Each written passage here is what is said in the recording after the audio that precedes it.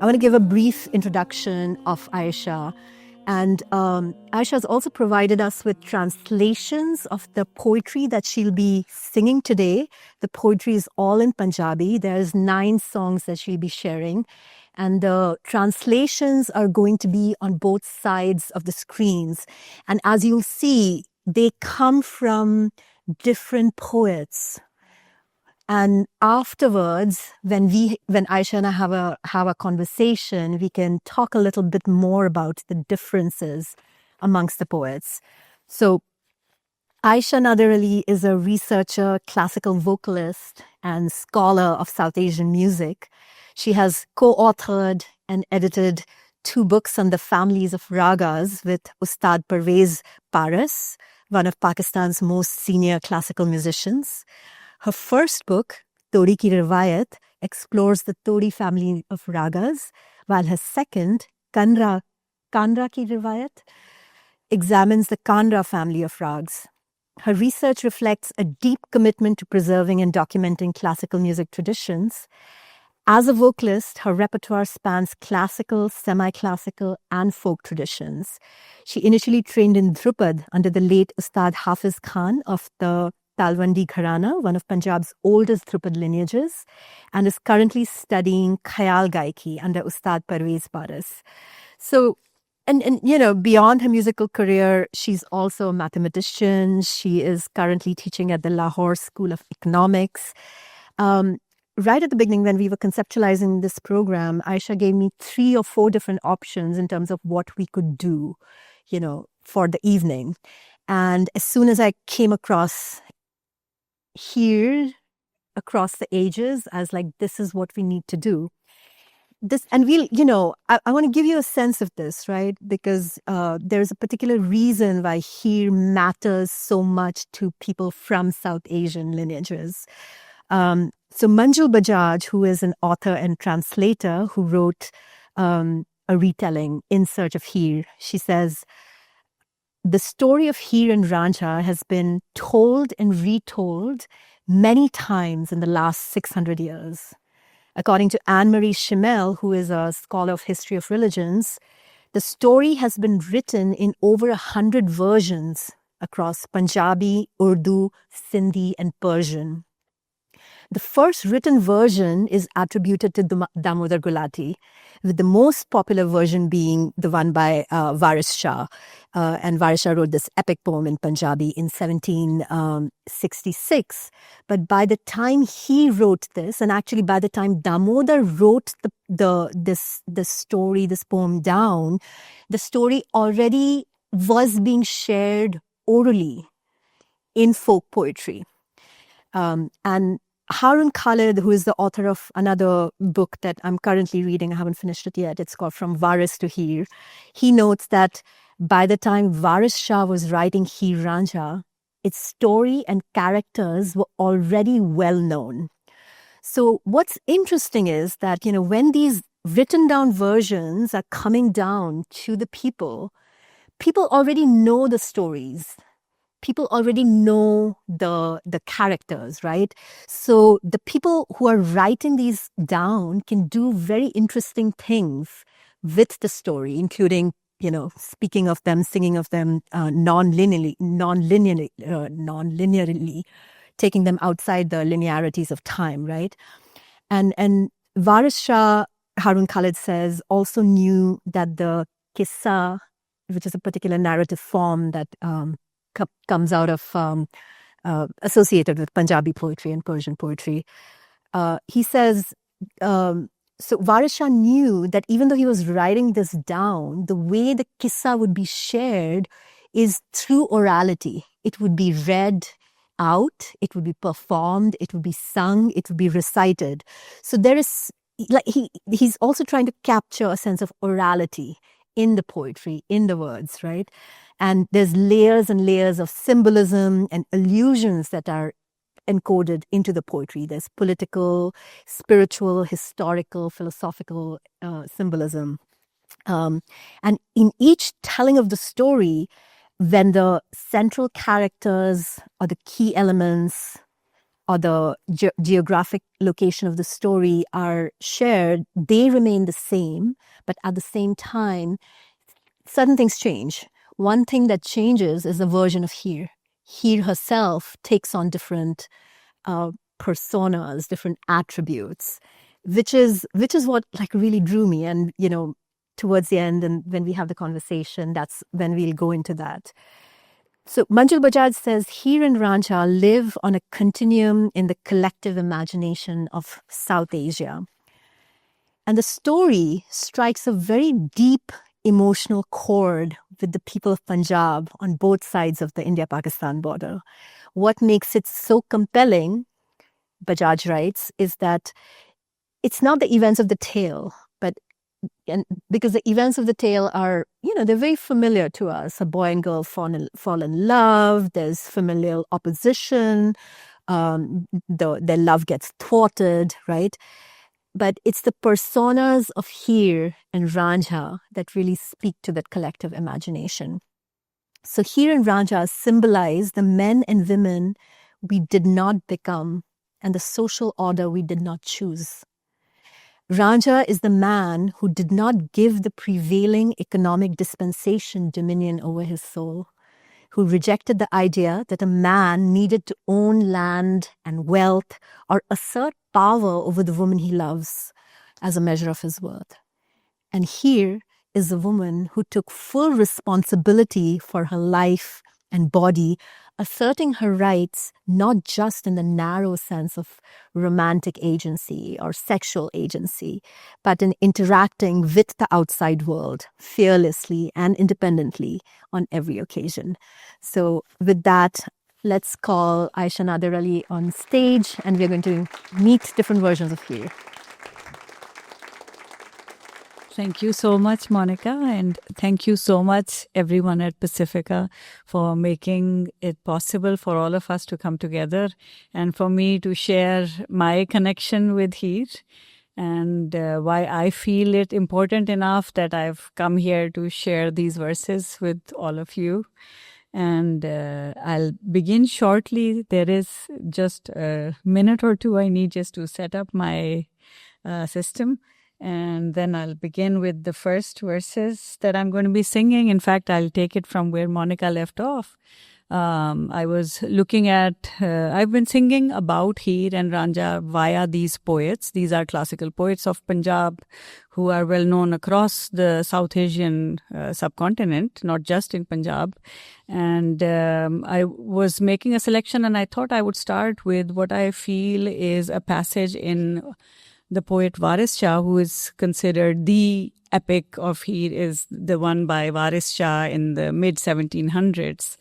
And his Heer Waris Shah, the book, it's 600 passages, is considered you could say, the Bible of Punjabi literature. It's also been called the Shakespeare of Punjabi literature.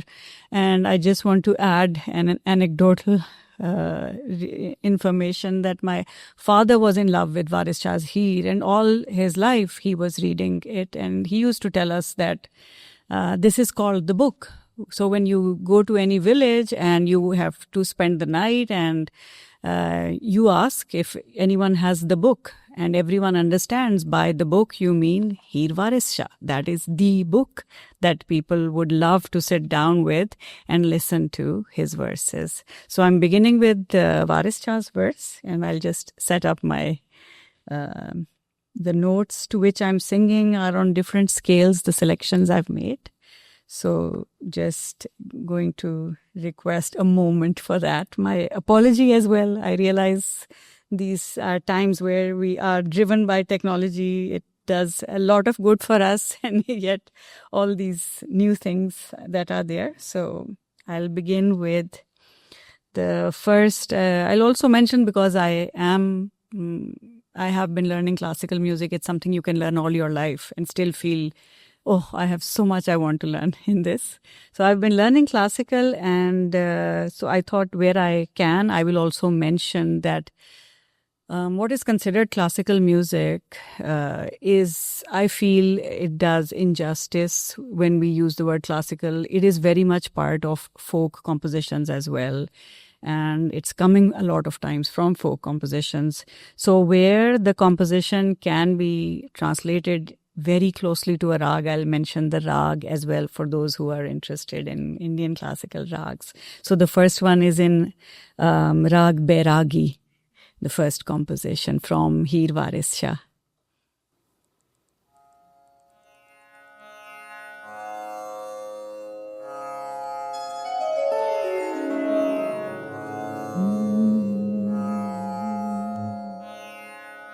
So why I felt this passage is important, because I feel it reflects why Heer has become this profound symbol of resistance. In the verses, if they are up, so it begins with Saak Maadiyan de Kholan Dade, and it ends with Mare Khauf de Muho na bol dene. I kept the Punjabi so you get a feel for the verses that I'm singing. And this is the point in the story where Heer has fallen in love with Ranjha, who has left his family over property issues. He's very disillusioned and dejected by the way his brothers have mistreated him. There's a lot of echoes of Joseph and Yusuf, who we called, in there as well. So he leaves his home with nothing but his flute. So then there are echoes of Krishan as well. So here is this person who's considered a good for nothing by everyone he meets along the way, because he has nothing other than his flute. So when he comes to Heer, who is the daughter of the richest family of Punjab at the time, she falls in love with this penniless, homeless person, and she requests her father to employ him as a cowherd. And so she's leading the story throughout here. So in this particular episode, they have discovered their illicit love affair, and they're saying this is really a shame for the family, and how do we put an end to this? And they say, you have to just marry her off to the richest family we can find in Punjab. And they've already made the arrangements, and there's a long list of preparations for the wedding, which is itself quoted all over Punjab, because it gives the details of what all the rich, wealthy families of Punjab would do at a grand or grandest of weddings, which would last over days. So Waris Shah praises all of that wealth with satire. Of course, there's a lot of satire in Waris Shah. And in the middle of all of that wealth and those jewels and lists of foods that are going to be cooked, and all the list of all the various sweets that are going to be made, exquisite attires that are going to be stitched for people to be wearing, the elite aristocrats of Punjab of that time.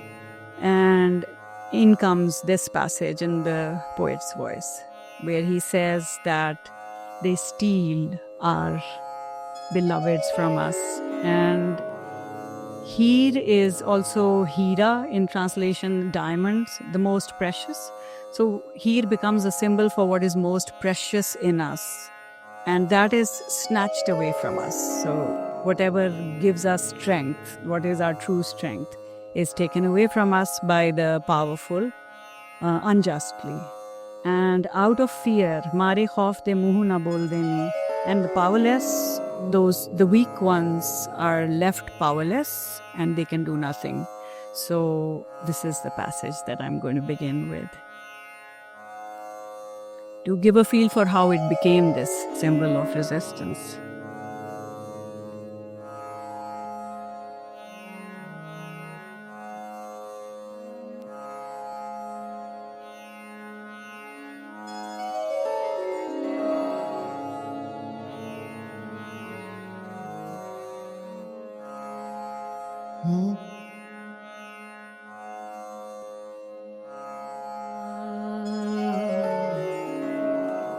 Saak Maadiyan de Kholan Dade, An puj deo na bol deni.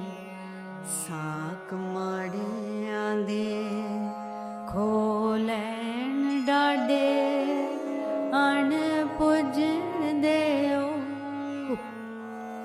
ना बोलदे नी नहीं चलदा वस लाचार होके नहीं चलदा वस लाचार होके मोए सप वांगू विस घोल देनी कदी आँख दे मारिए आप मरिए पे अंदरों बारों डोल देनी साक माड़ियां दे खोलैन डाडे अण पुज देओ ना बोल देनी गुण माड़े आंदे सभे रैण विच गुण माड़े आंदे सभे रैण विच माड़े माड़े आंदे दुख फोल देनी शानदार नू करे ना कोई झूठा कंगाल झूठा कर तोड़ देनी वारिस शाह लुटींदे घरी माड़े मारे खौफ दे मुँह ना बोल देनी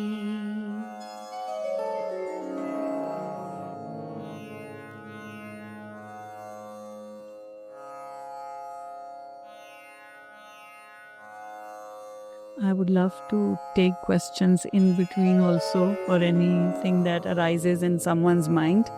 But we felt that the best way to proceed with an unfamiliar tale, and we want to introduce it to everyone in another language, might best be that we introduce the songs, the poetry itself, and then we discuss the individual passages.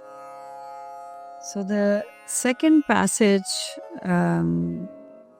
I've chosen is basically the second and the third are the beginning of the kissa in both the tale of Heer Waris Shah and Heer the Modar. So the Modar is the older poet, and I will begin with Waris Shah's introduction to the tale.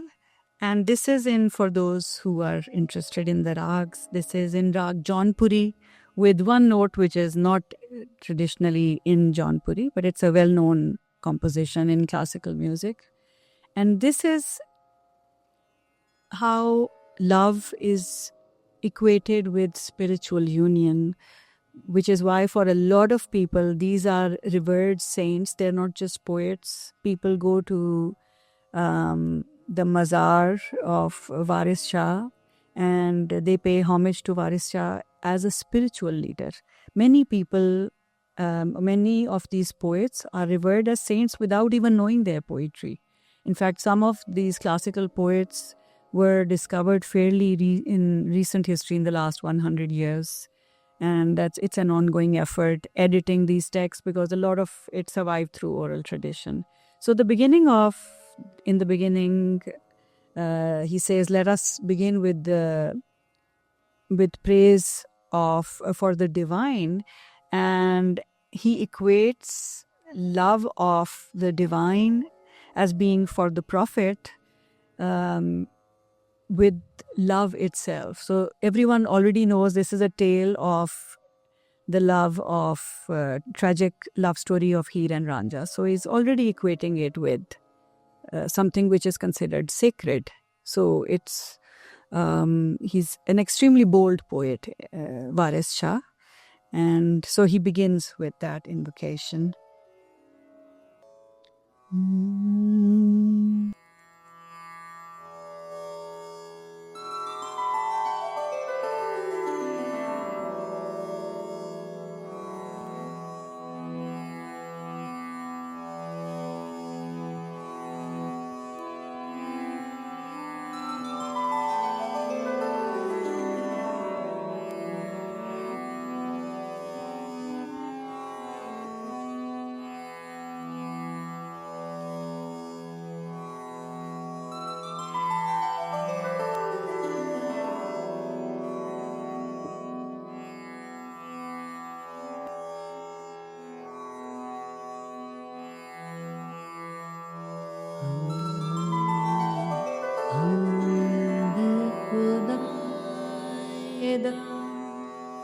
विरद कीजे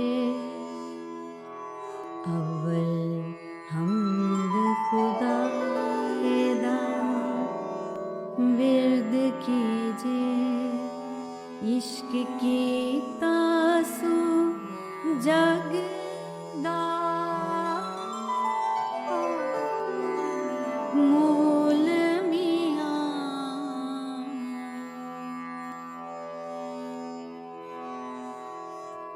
अव्वल हमद खुदाएदा विरद कीजे इश्क की तासु जगदा मूल मियां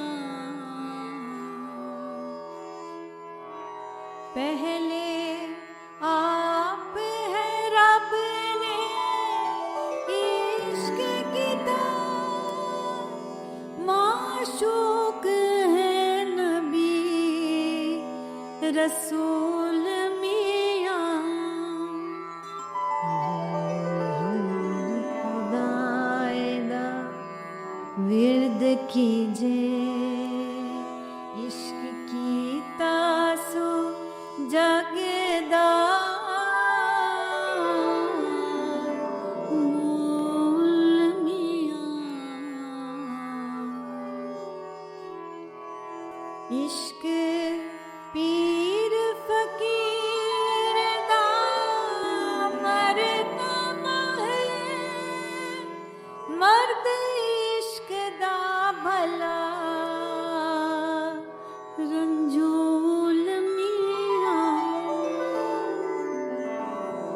खुले तिन्हां दे बाब कलो बंदर जिना कीता है इश्क कबूल मियां अव्वल हमद खुदाएदा विरद कीजे इश्क की तासु जगदा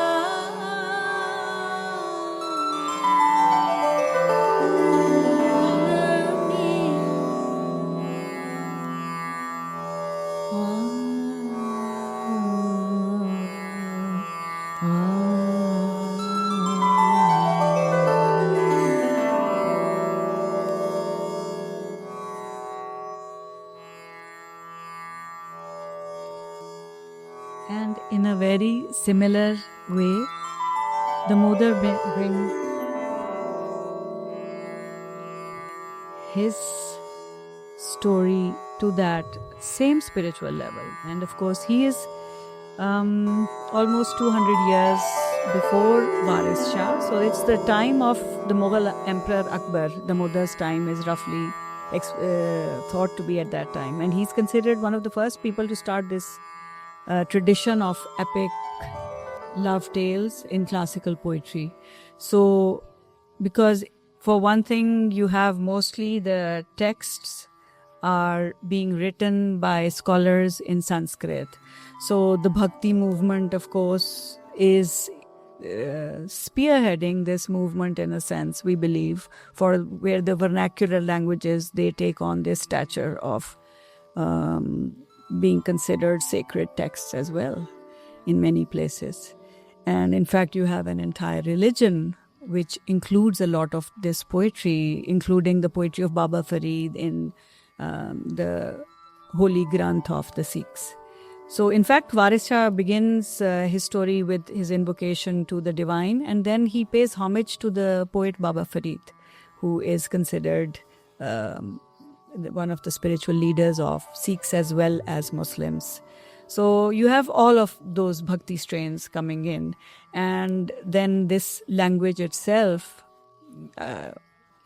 achieves that status where it's considered at par with any other language in terms of the poetry and the complexity of the poetry itself. So the Mudar is leading that, because the Kissa is a long story. So it's an epic, and it's much longer than the small passages where you have the individual poets like Kabir, like Nanak, like even Baba Farid. They have a few verses that are the complete, considered the complete poetic piece. So now you have this genre where you have 900 passages in the Mudar's Heer, and you have 600 plus in Waris Shah's Heer. And it is allowing the poet to explore the full complexity of the social, cultural milieu in which this love is existing. So you have what is considered Sufi. A lot of people consider that Waris Shah's Heer is making Sufi thought accessible to people via the story becomes so human and so relatable for everyone. And so this symbol of divine union, Heer as that symbol. So the Modar is spearheading that. He's laying the groundwork for that.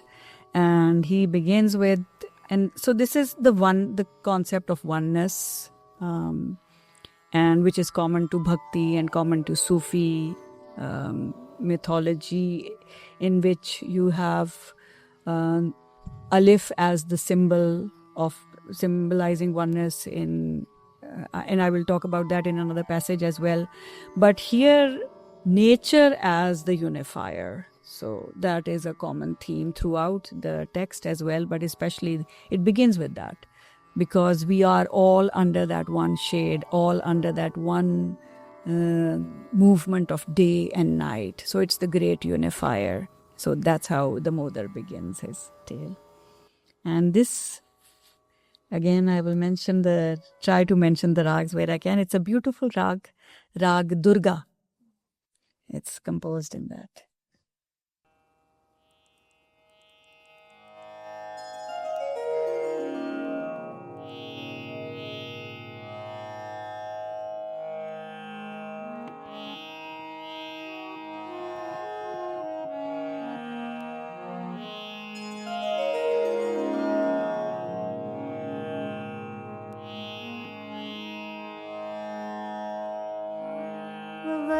नाम साहिब नालइए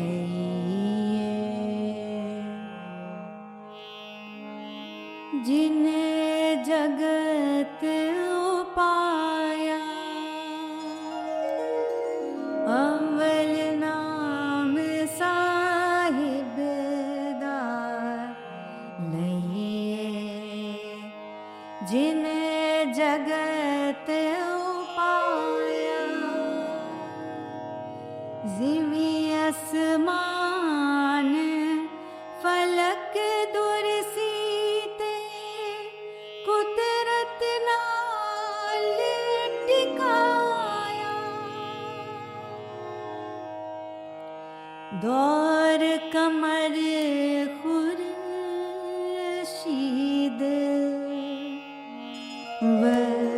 वसीते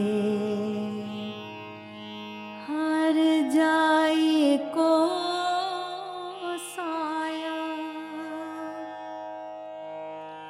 ना दमोदर जात गुलाटी मिलके साचाया अव्वल नाम साहिब दा लइए जिन जगत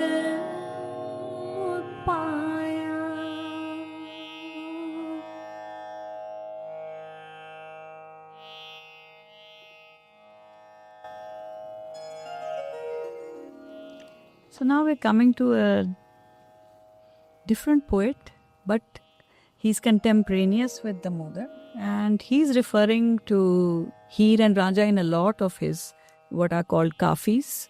So they are similar to song structures. They have a refrain and then 3-4 lines generally of verses. So in this song, I'll call it the kafi, he speaks in the voice of Heer, and that is also the gender reversal is also very common in Punjabi classical poets, but also bhakti poets as well, that they speak in the feminine voice in their entire corpus. In fact, they speak as the marginalized female. And it is a poetry of resistance. They are sharing that the politics of this poetry we can talk about later as well further.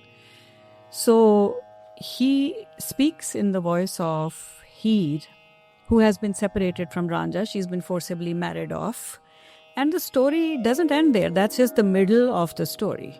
So you would imagine that that's the tragic end, that she's married off, because that's what it would be in conservative societies and their patriarchal societies even today.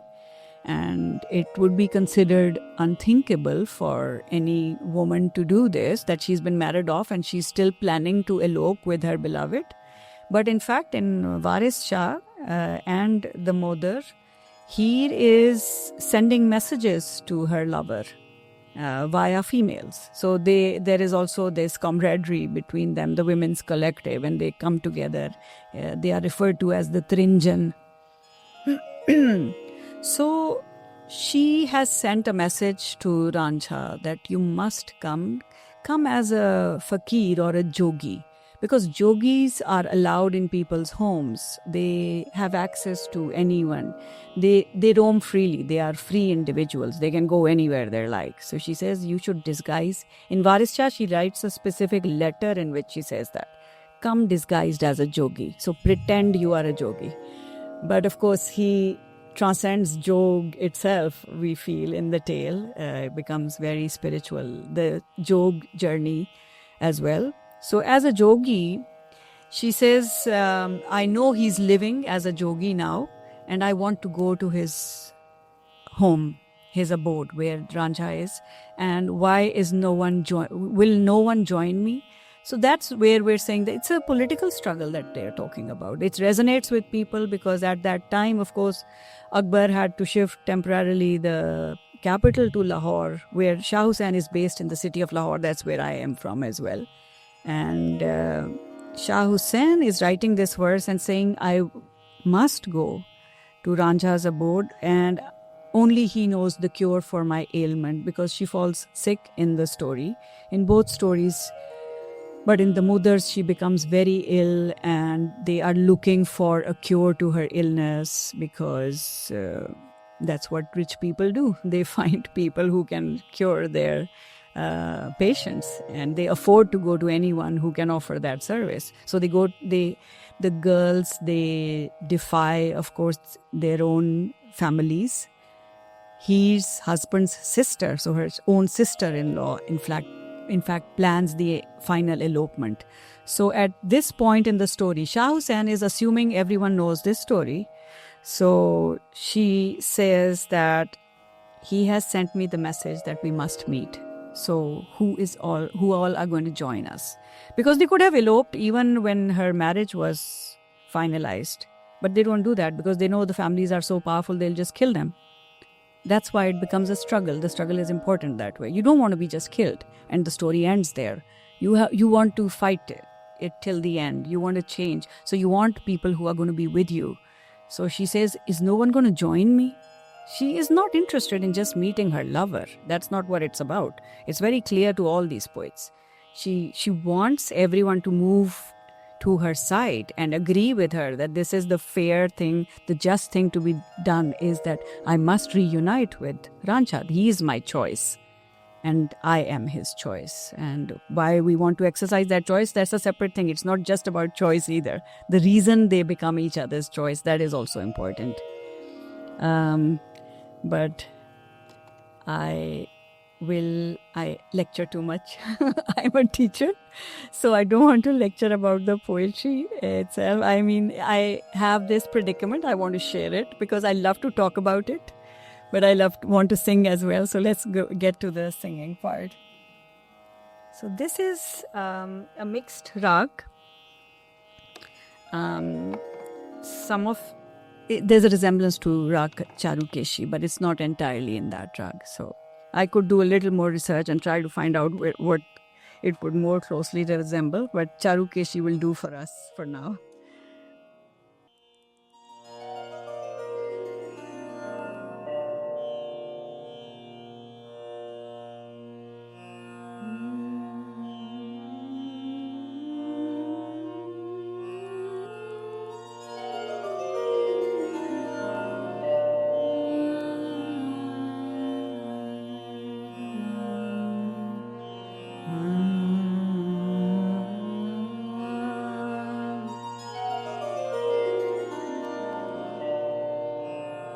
मैं भी झोंक रांझण दी जाना, मैं भी झोंक रांझण दी जाना, नाल मेरे कोई चले, नाल मेरे कोई चले, मैं भी झोंक रांझण दी जाना, पैरा पौंदी, पैरा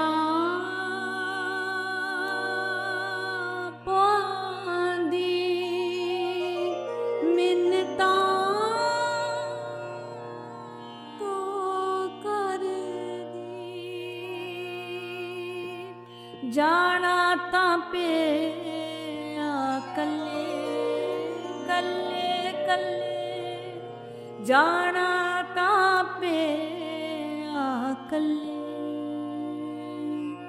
नाल मेरे कोई चले, मैं भी झोंक रांझण दी जाना, नाल मेरे कोई चले, ने भी डूंगी तुल्ला पुराना, शीहा तपतन मल्ले मल्ले मल्ले, शीहा तपतन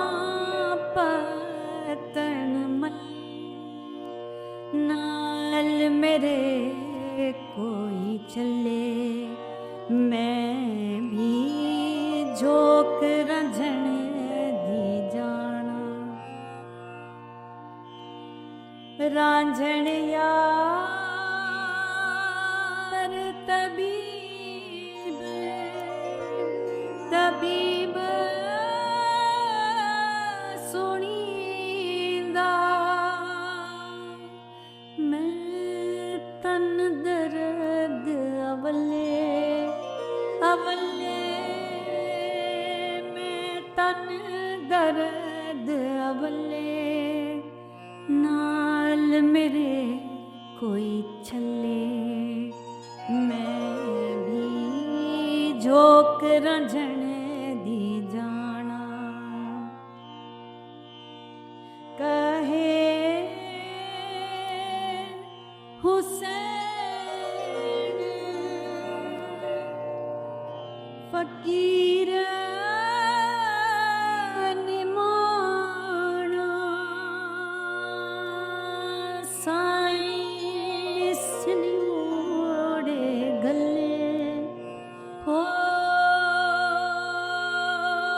गले गले साईं सिन्योड़े गले, नाल मेरे कोई चले, मैं भी जोक रांझणे दी जाना नाल मेरे कोई चले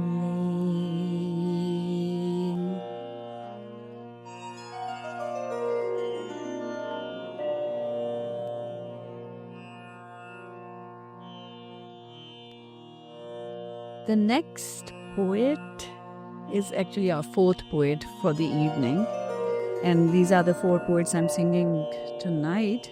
Is probably the most well-known Punjabi poet outside of Punjab. Within Punjab, of course, I would say all of these poets are equally well-known.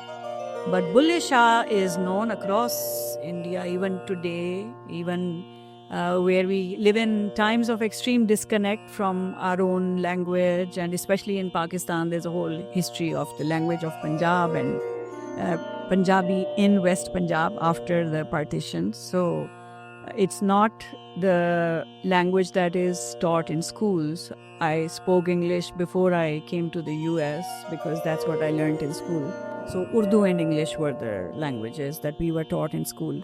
So we were not connected to this literature via academic learning, but rather from our families and people, relatives and friends who were listening to these songs. So I want to point out that Bulle Shah, even today, even in South India, which generally has a different tradition now, it's separated. So their classical tradition is also same roots but different. So they are not very familiar. Mostly people I meet from South India. And when I speak of Bulle Shah, everyone has heard one or other poetry of Bulle Shah. He's that popular. So he is in the same genre as Shah Hussain, as in he composed songs. So you have a refrain and then a few lines, 3-4 lines generally of verses. So in this song again, Bulle Shah is at the time of Waris Shah, and they are both believed, and there is a lot of evidence, historical evidence for this, that they studied under the same teacher. There was a well-known school in Punjab, in Kasur, the hometown of Bulle Shah, which is near Lahore. And Waris Shah studied at, it was a well-known place for the kids of well-to-do families to go for learning. So Waris Shah and Bulle Shah are the same teacher, possibly. Every evidence points to that. And this particular, again, Kafi, like a lot of his poetry, is in the feminine. So he speaks in the voice of the female gender, and he addresses Ranjha as Heer. So she is saying in this poem, I search for Ranjha. Ik Ranjha menu lodida. That is what my search is for the beloved, that is Ranjha. And the rest, some of it, I'm hoping you'll gather from the translation.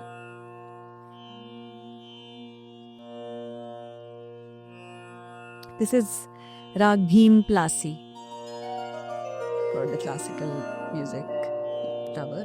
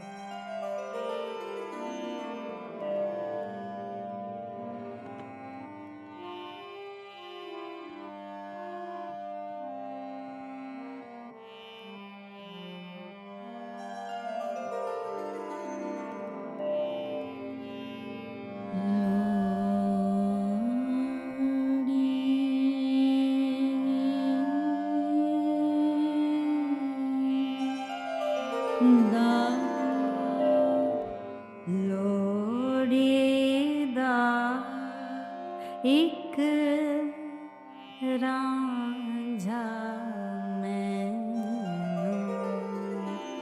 ਲੋੜੀ ਦਾ ਇੱਕ ਰਾਂਝਾ ਮੈਨੂੰ ਲੋੜੀ ਦਾ ਇੱਕ ਰਾਂਝਾ ਮੈਨੂੰ ਲੋੜੀ ਦਾ ਇੱਕ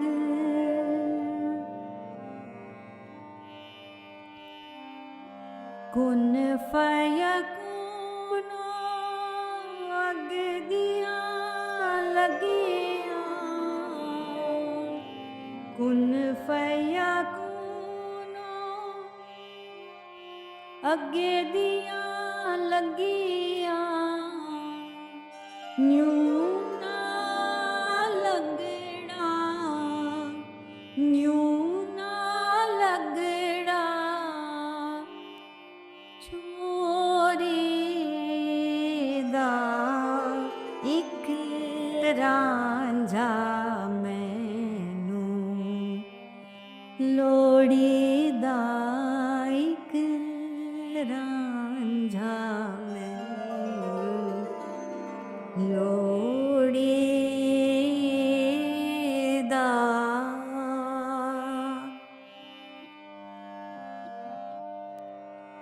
ਆਪੇ ਚਿੜੀਂਦਾ ਨਾਲ ਮਜੀਂਦੇ ਆਪੇ ਚਿੜੀਂਦਾ ਨਾਲ ਮਜੀਂਦੇ ਸਾਨੂੰ ਕਿਉਂ ਪੇਲਿਓ ਹੋੜੀ ਦਾ ਇੱਕ ਰਾਂਝਾ ਮੈਨੂੰ ਲੋੜੀ ਦਾ ਇੱਕ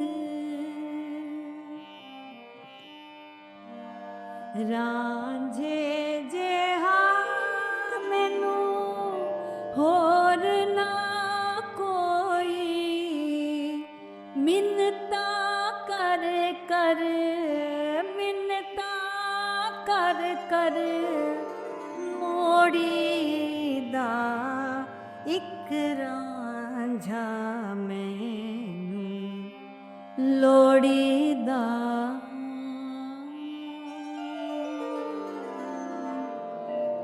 ਆਹਦਾ ਹਮਦ ਵਿੱਚ ਫਰਕ ਨਾ ਭੁੱਲਿਆ ਆਹਦਾ ਹਮਦ ਵਿੱਚ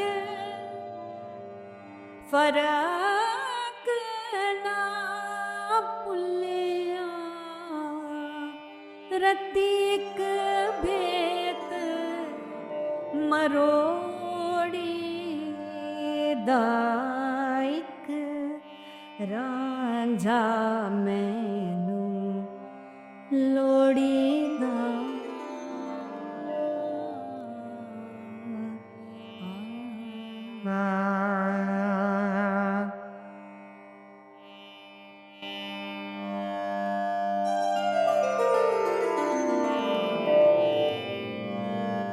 Bulle Shah also uses riddles in some of his poetry. And here also, so he asks difficult questions. And in this, the last line, Ahad Ahmad which farak na bhulya. So what is this mystery he's asking? That Ahad is another name for God and Ahmad is another name for the Prophet Muhammad. So when you write Ahad and Ahmad, you just add a meme in the Arabic. And he's saying, how did Ahad become Ahmad? The secret lies in that little twist of the meme, or you could say the curves of the M. And this is one of his, it's a conundrum as well as a statement. So I also want to mention that a lot of these poets, including Waris Shah, including Waris Shah, Bulle Shah and Shah Hussain, reference Mansur Hallaj. So Mansur Hallaj as the martyr who declared, or at least his supposed crime was the blasphemy of saying that I am God. He said, Anal Haq. So they invoke Mansoor in a lot of their poetry. But Mansoor was being honest. And that is the reality. We are all one. So they're very clear about that and unashamedly clear-headed about that. I wish we could be as well. I'm not so clear-headed about love has become such a loaded term, and, the ishq that they are referring to go back and recover that sense of clarity is the struggle for me. So in the next one, could we, okay, are we doing well with time, or this is our 7th selection and I'm planning to do 9. Are we fine with that? Okay. So in the 7th one, this is a passage where Ranjha has come to the Jogi Balnath. So he's a well-known Jogi of the area. In fact, it's a well-known legend in the area. Even today, you have a place called Tilla Jogiyan, which is referenced in the tale in Punjab. And there are still some Jogis there, or people who refer to that philosophy of the Jogis. So he's teaching Balnath a lesson here. So presumptuous as he is throughout the epic, so Ranjha here gives the philosophy and at the same time asks, Balnath is refusing to take him on as a disciple. He wants to become his student as a jogi. And he says, you are resisting, but I have nowhere else to go. I have to become your disciple. And then he talks of माला मणकियां विच ज्यों एक धागा तीवें सरब के बीच समा रिया. So that entire philosophy, that with that tone of mockery where he's saying that, later on there's a dialogue where he says ke you shouldn't be so stingy with your knowledge, and he gives him a lecture or two. So in this particular passage, he's mixing that tone with a very sublime tone, what I find very sublime, and that's why I chose the passage. So Mala mankiyan vich jo ik dhaga. So in this thread that is keeping the prayer beats together, the divine is woven through all that lives.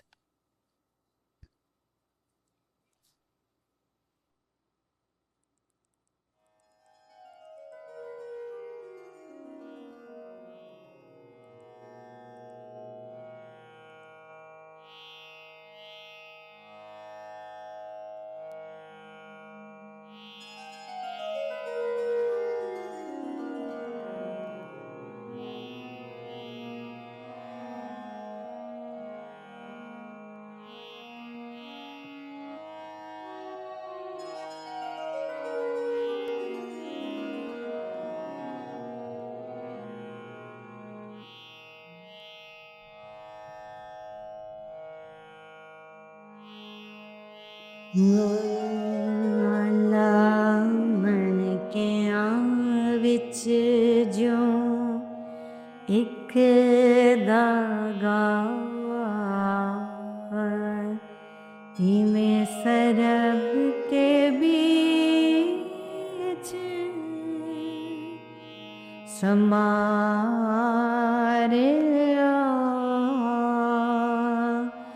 ਮਾਲਾ ਮਣਕਿਆਂ ਵਿੱਚ ਜੋ ਇੱਕ ਧਾਗਾ ਧੀਮੇ ਸਰਬ ਕੇ बीच समारिया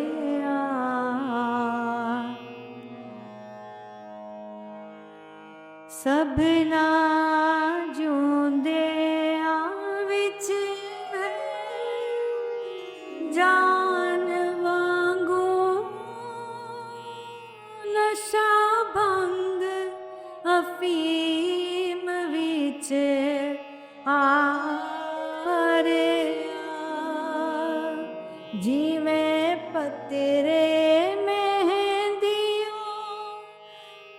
रंग रचिया तिवें जान जहान विच आरे जिवें रकत शरीर विच सासंदर तिवें जोत में जोत समारे माला मणके विच जो एक धागा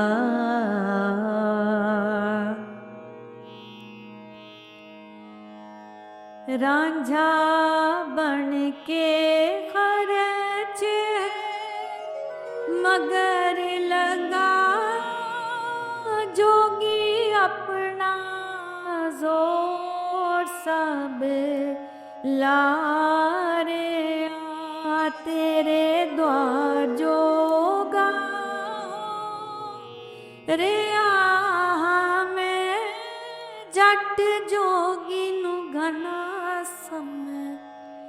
जारे वारिस शाह मियाँ जिन्हों इश्क लगा दीन दुनी दे कमर थी जा रे माला मणकियां विच जो एक धागा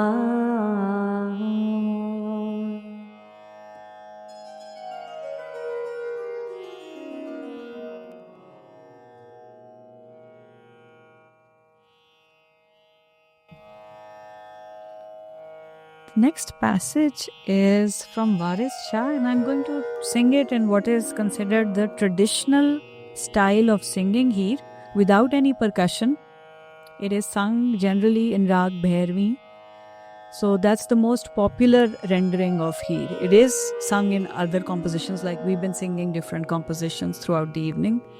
But this particular composition gained the most fame and became associated with the story, immediately recognizable for everyone when we start singing in this particular style of Bhairavi. It is in Rag Bhairavi and in a particular style which, if you listen to any rendition of Heer Waris Shah, likelihood is it will be sung in this composition.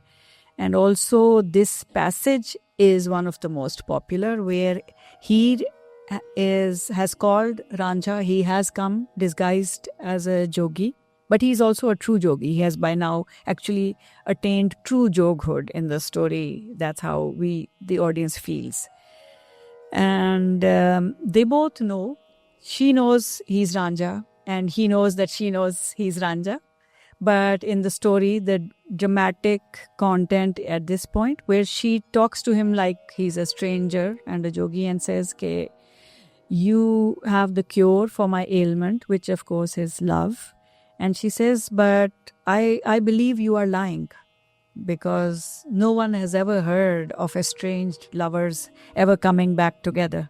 So that can't happen. It doesn't happen in this world.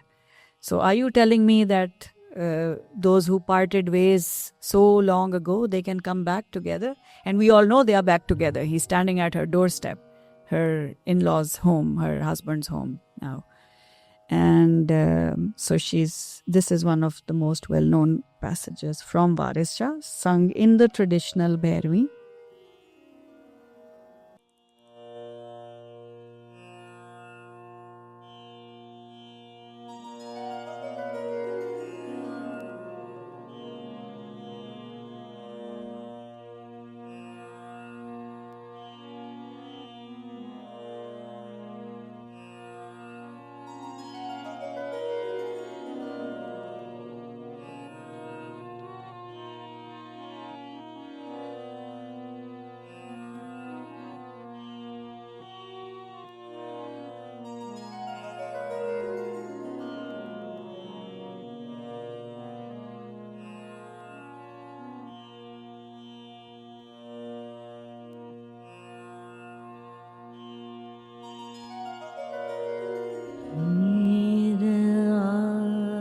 दे जोगिया झूठ आखें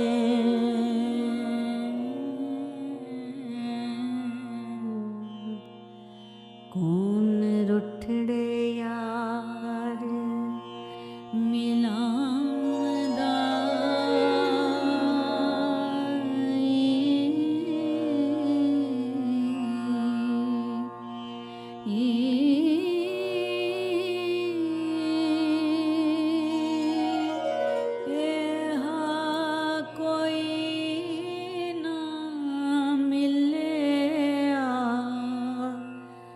मैं ढूंढ थकी ओ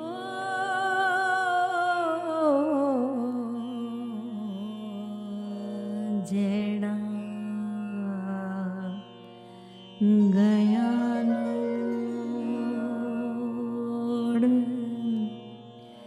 ले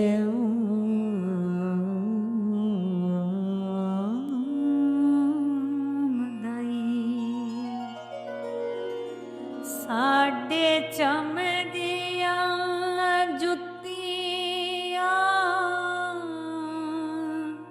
करे कोई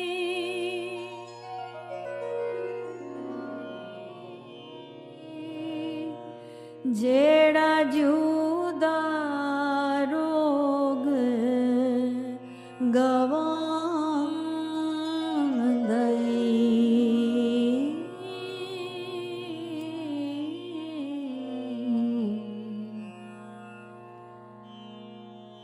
भला दस cherry विछुने आनो कदों रब सच्चा घर ले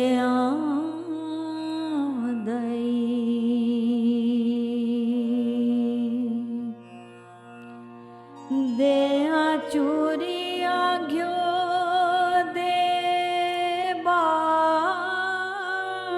दीवे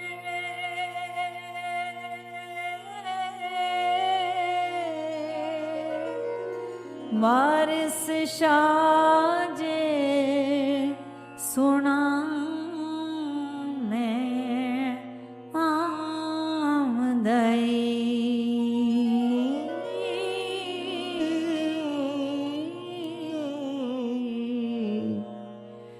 वारिस शाजे सुनो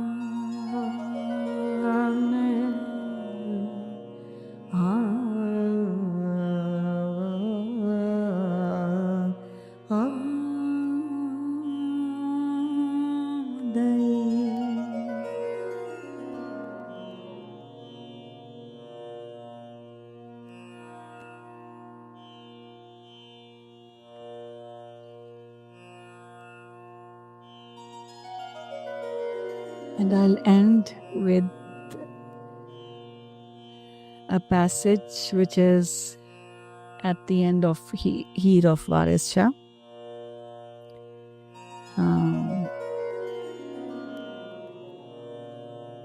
In which, in his mocking tone, he ends the story with Waris Shah to people lost in madness offered a tale brimming with meaning.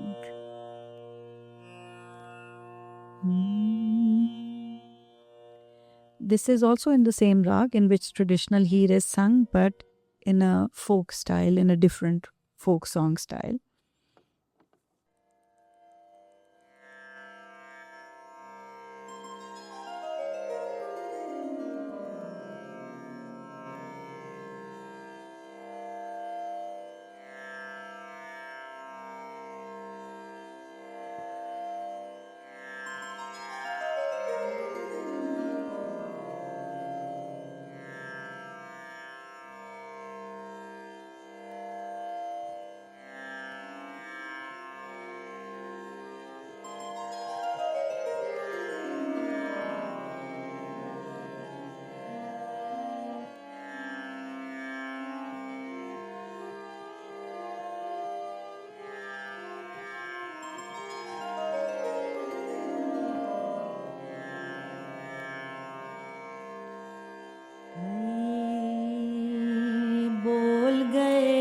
शाख उमर दी ते थे आलना किसे ना पाया कई बोल गए शाख उमर दी ते थे आलना किसे न पाया कई हुक्म ते जुल्म का माँ चले कई हुक्म ते जुल्म का माँ चले नाल किसे न साथ लदाया कई बोल गए शाख उमर दी ते थे आलना किसे ना पाया वड्डी उमर आवाज औलाद वाला वड्डी उमर आवाज औलाद वाला जिस नू तूफान मंगाया कई बोल गए शाख उमर दी ते थे आलना किसे ना पाया रू कलबूत दा जिक्र सारा रू कलबूत दा जिक्र सारा नाल अकल दे मेल मिलाया कई बोल गए शाख उमर देते थे आलना किसे ना पाया अगे हीर ना किसे ने कही ऐसी शेर बहुत मरहूब बनाया कई बोल गए शाख उमर दीते थे पालना किसे ना पाया वारिस्या मिया लोका कमलियानु वारिस्या मिया लोका कमलियानु किस्सा जोड़ होशियार सुनाया कई बोल गए शाह उमर दीते थे आलना किसे ना पाया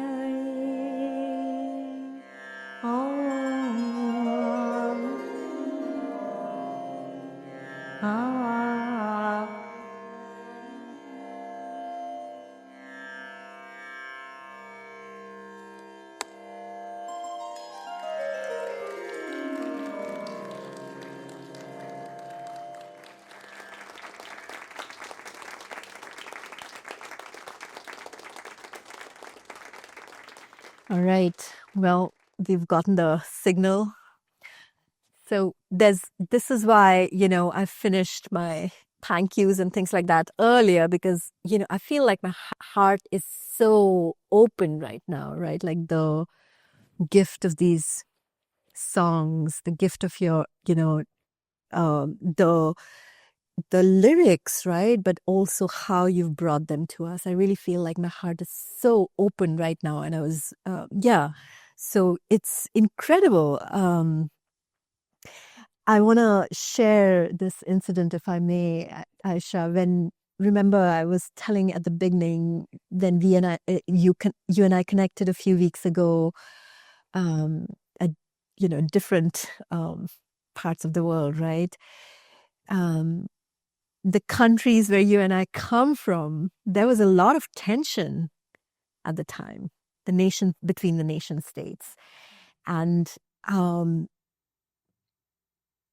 And I knew at that time that, I mean, the reason for bringing a program like this just gets enhanced at a time like this, right? We know that, again, we know the histories and the stories, everything that connects us is so much more meaningful in some ways, right, than these artificial borders, these political histories that I think in the last few years of modernity, right, like of these modern renditions of this nation state and that nation state have really split people and governments. But there was something about, we had begun the conversation before this happened, but when this was happening and when you and I connected, I felt like it was even more important to make sure that we do this, because this is how we can really speak to each other. We can speak to each other's hearts, right? And this is, as you mentioned, like the book, people in the village saying, let's sit down and be with the book, right? And this is kind of what we were doing. We were sitting down and being with these compositions. Absolutely. In fact, the same conversation was happening at our end. Okay, will you still be going? These are very rough times, and flights were cancelled going out of Lahore for a few days at the time when we got together. And I was saying the same thing. I said, okay, it's perilous times, but we will stay optimistic that we can do this. And they are perilous not just because of the conflicts, which are, of course, there. They are making them even worse. But I feel even otherwise, especially in Lahore, climate change has affected it so dramatically, where winter season, you don't even want to ask anyone to visit Lahore. The smog level is unbearable, and it actually makes people ill. If they are visiting, you don't want to invite people at that time where the quality index is like in the 400, 500. I was just mentioning to someone and they were shocked. Earlier in the day, we were having a conversation. So that way also, we live in such tough times where you're battling so much. But at the same time, this inspires me constantly, inspires so many people I know, and I still find it worth the while that I want to share it wherever anyone is interested. And when you showed an interest, I was like, that would be such a privilege for me. It has been, and I actually managed to come here. Things got better. I was able to fly out, and I feel I gain so much from any part of the world when someone has shared something from that part. It gives me an access to our shared history, our shared humanity. And that's what all I can attempt to be doing. It's an entry point that we all have shared histories, and there's a lot that we can all share. Yeah. So going back to this, idea of versions of here, right? Which we didn't really touch upon in some ways, but let's go into that a little bit here. So what's interesting to me is that somebody, when you're growing up, I think when you're really a part of culture, you're picking up on a lot just by being there in that culture, right? So I've been familiar with the Heer Ranjha tale.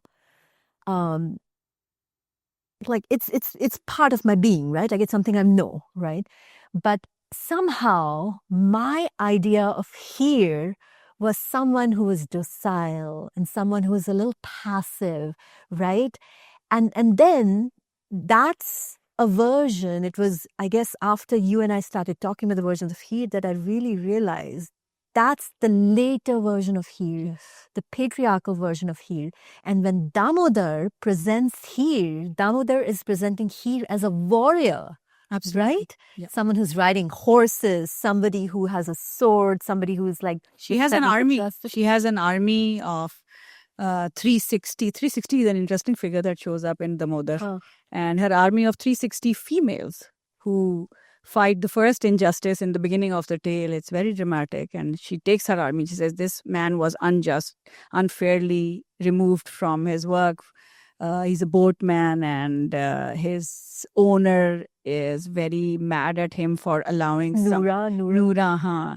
So he says, "Okay, how dare you have someone go on a joyride on my boat?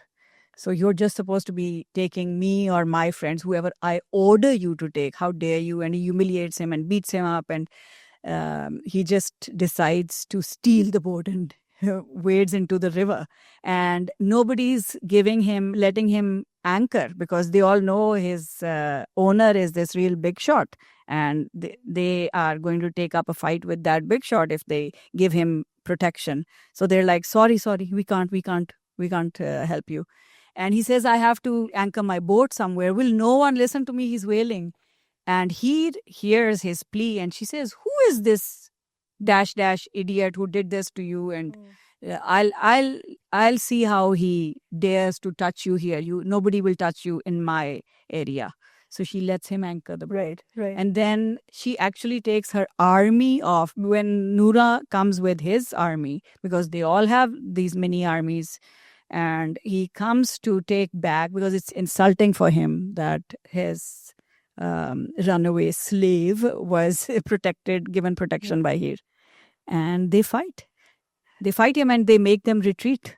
The women fight those men and they have to run. They're saying, in the end, I think he says something like, where the women fight like this, what if their menfolk appear? What are they going to do to us? We better run away. So they literally run away. Yeah. Well, the women didn't need the menfolk, which was the whole point of it. Right? Like the fierceness of Heer was something that I really enjoyed discovering as part of this. And also, I think the other part that was really fascinating to me was, and I read, I started reading just a couple of different versions just to also refamiliarize myself with that. But the way after she's married and she goes to her husband's house and she's grieving, right? Like she's like calling for Ranja. She's like, I am Ranja. And her grief is so subversive.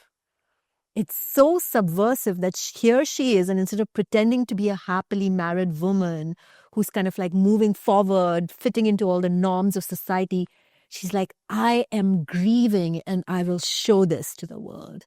And it really struck me that there was like so much potency there in her refusing to kind of really, again, flow with the norm of happiness and like fitting in. And so in fact, that's where the versions come in, because a lot of the versions of Heer that did not catch on to this defiance in her will is actually her commitment is her defiance. And they put in traditional folk poetry. In Waris Shah also, a lot of poetry was added on, which had a lot of pathos, in which, in folk songs, when we sing, especially at weddings, since the females leave their parents' homes and go to the man's family in traditional patriarchal societies, which is what South Asia is largely, even today. So when the female is leaving, there's a lot of sadness because she's grown up in this house that she's going to leave. And she cries in all those songs. There's a lot of songs where women would actually start crying, and we were always uncomfortable. I was always uncomfortable with those wedding songs. It's a strange mix. It's a happy occasion, but it's a sad occasion, and women are crying because a lot of those songs actually make you weep. Like that song. Can you recall? Madhaniya. Nah, isn't that a sad song for Punjabis? It makes you cry every time I hear it. I start crying, and it's a wedding song. And basically it says, Kinna jamiya, kinna ne le janiya. Who gave birth to them and who's going to take them away? So those lines don't fit with the character of Heer at all in Heer Waris Shah or Heer the Modar or the Heer who's saying I have to go back to Ranja in Bulle Shah's poetry and Shah Hussein's poetry. She's a defiant, assertive, bold Heer who's not going to stop at anything. She's going to challenge everything that stands in the way of meeting Ranja on her own terms. It's not just that she'll hide somewhere with Ranja. In fact, the piece that I sang today, she says that Nyu na lagda chori da. This is not a love to be hidden, like you're saying. She's not going to hide it. Yeah. It's true love, and I have to show the world this is true love. Yeah, so those versions actually they make the female Heer into one of those tragic heroines who says things like, "That is such is the fate of women that we must suffer," and that doesn't go with Heer at all, and people know it doesn't go. But because of our disconnect with our own poetry, like I said, since we don't read it in schools, and so the elite is removed from it, and then the general public is in their own way connected, but at the same time not really able to push forward this Yeah. representation of Heer. I feel that's the dialectics, that the power of this poetry is that we are still living in very class-ridden societies where it's still a very elitist society. The elite is still a very small percentage, which is the dialectics. That's what making it more powerful, Yeah. because the majority is the have-nots. Right. These tales are talking about the have-nots. So they are resonating with the vast majority, Yeah. which is what gives them their power, and they still resonate with people. So thinking back to how, these 4 poets that you brought in, and, many of the other poets also, they were the ones who were writing here into existence in this way. So they were also, there was a through line of resistance, right? Like this folk resistance that you're talking about, right? And the other thing that's really fascinating about it is, it actually is a very syncretic way of imagining who we are as humans, right? Like it's a crossover of Hinduism, Islam, Sikhism, folk traditions, right? Like, so there is the idea of, again, connecting to the divine, right? Like you mentioned nature, right? Like what unifies us? So like all these ways in which oneness is being articulated is something that's very cross religious, and in some ways, again, it goes back to something that I think we know, right? Like outside these elitist definitions and or even these textual definitions of these separated ways of separating ourselves. So I think I'm also so curious about this notion of religious, this thread of religious syncretism, and I know that Varis Shah in particular was doing that most visibly, right? Bulleh Shah is also, all of them actually are doing it, and quite openly, and some of them are believed to have died violent deaths. Bulleh Shah is believed to have been killed because of his views, his radical views, because they are challenging the status quo and challenging the powerful, most importantly, and challenging this divide also so openly. So the powerful on all sides are actually uniting against him. He says in one of his poems, "Hindu nahi na Musalman, Baiye Tarinjan Taj Abhiman." There's also a version which says, Baiye Narinjan Taj Abhiman. So in either case, the message is the same, which is, I'm neither Hindu nor Muslim. And let us all sit without egos. So they are challenging anything which is dividing people. And certainly religion is very much the sectarian, the politics of the time is very much a part of that challenge. Yeah. So they are completely, so they are, okay, so then how do you, as you were saying, so how do they incorporate? So they are taking those same religions and they are claiming for themselves. They're saying Christian is all about oneness.